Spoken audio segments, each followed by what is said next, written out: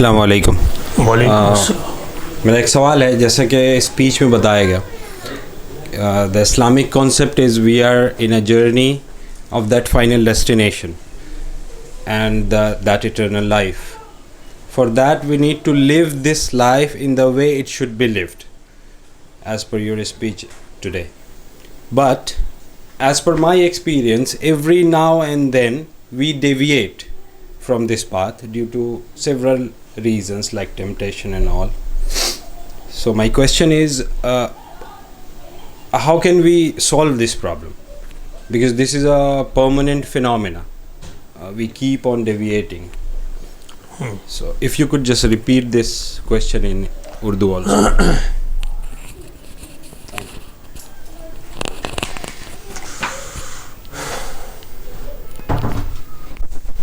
ہاں دیکھیے، میں نے ابھی یہ بتایا کہ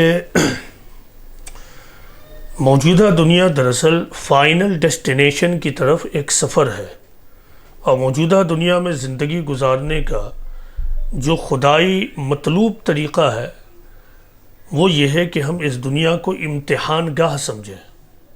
لیکن اس دنیا کی تخلیق اور کریشن اس ڈھنگ سے ہوئی ہے، جیسا کہ آپ نے اپنے سوال میں کہا، کہ آدمی بار بار ڈیویٹ ہوتا ہے. تو ہم اس سے اپنے آپ کو کیسے بچا سکیں؟ دیکھیے، اس دنیا کا کریشن اور تخلیق اللہ تعالیٰ نے اس ڈھنگ سے کیا ہے کہ یہاں آدمی بار بار لغزش کرے، غلطی کرے، اس کے قدم لڑکھڑائیں، وہ ڈیویشن میں مبتلا ہو جائے.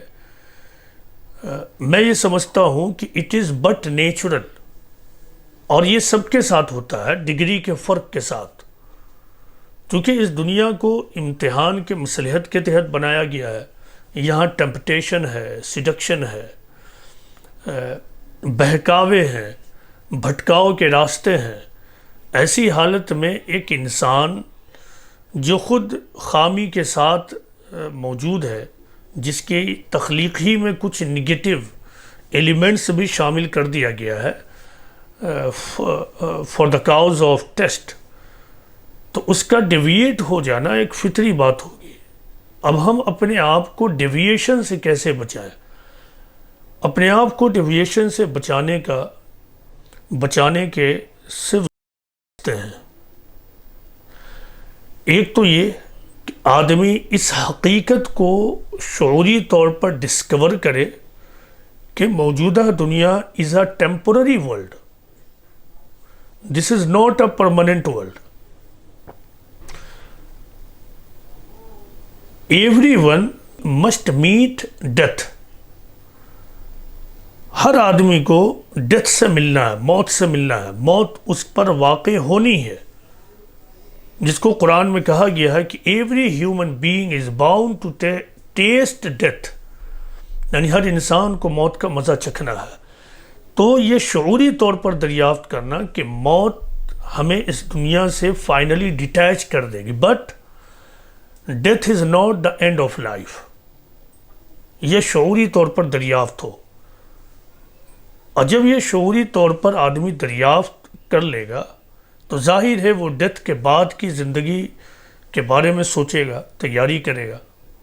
تو پھر اس پروسیس کے تحت آدمی کو یہ چاہیے کہ وہ قرآن و حدیث سے کنیکٹڈ رہے، قرآن اور پروفٹس کی تعلیمات اور ٹیچنگ سے کنیکٹڈ رہے. یہ پہلا کام ہے، ڈسکوری آف ٹروتھ، اینڈ دین Quran and life of prophet محمد اینڈ ٹیچنگس آف پروفٹ محمد سے کنیکٹڈ رہنا.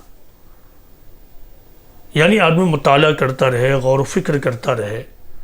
اور یہ ناممکن ہو تو پھر ایسی شخصیت اور پرسنالٹی کی کمپنی حاصل کرنا، ان کے دروس اور کلاسز کو اٹینڈ کرنا، جہاں آدمی کو جہاں یہ محسوس کرے کہ اس کو خدا کی سچی تعلیمات ملے گی، خدا کا سچا پیغام ملے گا. اور ان تمام یعنی ان دو اسٹیپس کو اگر وہ کر لے تو پھر اپنے اندر وہ غور و فکر کے پروسیس کو جاری رکھے. تو یہ طریقے ہیں، اس کے لیے کوئی مسٹیریس راستہ نہیں ہے.